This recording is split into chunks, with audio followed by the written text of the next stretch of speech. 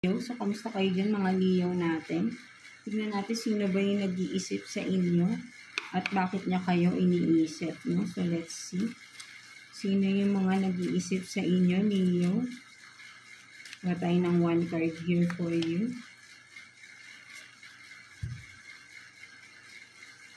So, you have this woman. So, literally, babae, no? Ang nag-iisip. So, maybe Leo, kayo yung lalaki, no? Or vice versa again, no? Or maybe literally, no, merong nag-isip sa inyo na isang babae, no, something like that, no. So but then tignan pa natin bakit niya kayo naiisip. Sino ba tong tao na ito, Leo? Tignan natin, no? Bakit niya kayo naiisip? I mean, sino ba tong tao na to na nag-iisip?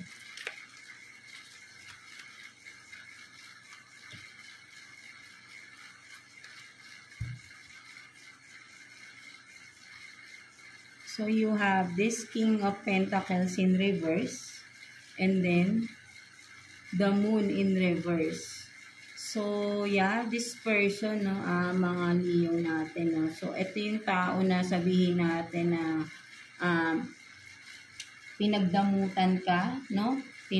Maraming sikretong tinago, no, for some of you. Babae, lalaki, no. So, kung sino man to, no, syempre may kung makaresonate ka, no, there is someone na this person, sabihin natin yun nga, no, pinagdamutan ka. Ito yung tao na ang daming sikretong tinago sa inyo, no, something like that, no. So, ito yung nag-iisip sa inyo, no, someone na sabihin natin na hindi naging maganda yung naging relasyon mo sa tao na ito, no. So, tignan natin, Leo, no, bakit ka ba iniisip ng tao na ito? So, let's see. Bakit kanya iniisip? Kuha tayo ng 2 cards here for you, Leo.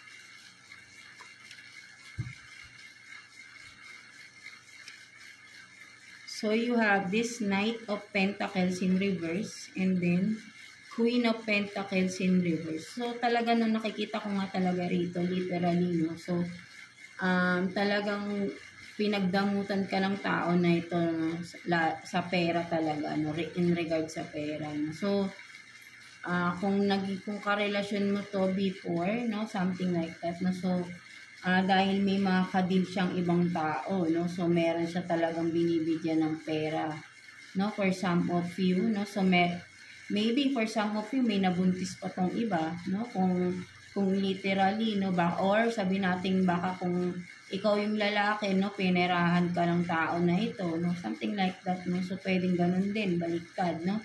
So, again, just take what's resonate, no. So, pwede rin sabihin natin pinagdadamutan ka at the same time, no, nag-take advantage, no, pinerahan ka din, no.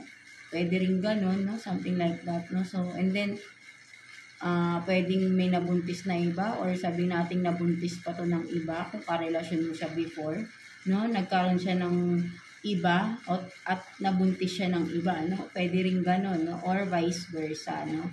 So, ang iniisip ng tao na ito, no, so, kumbaga parang ang iniisip niya sa inyo is yun nga, no,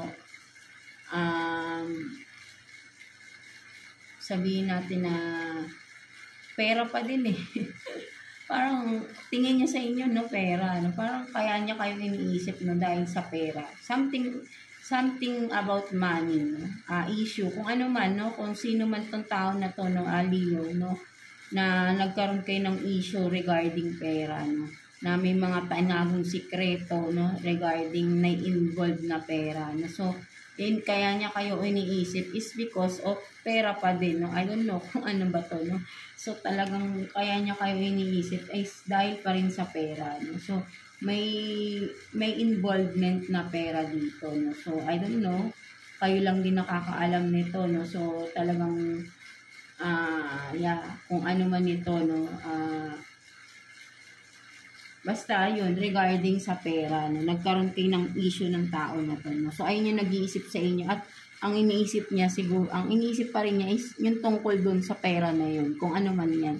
no, mga Leo natin, no. So, yeah, ayun yung nakita ko sa inyo, mga Leo.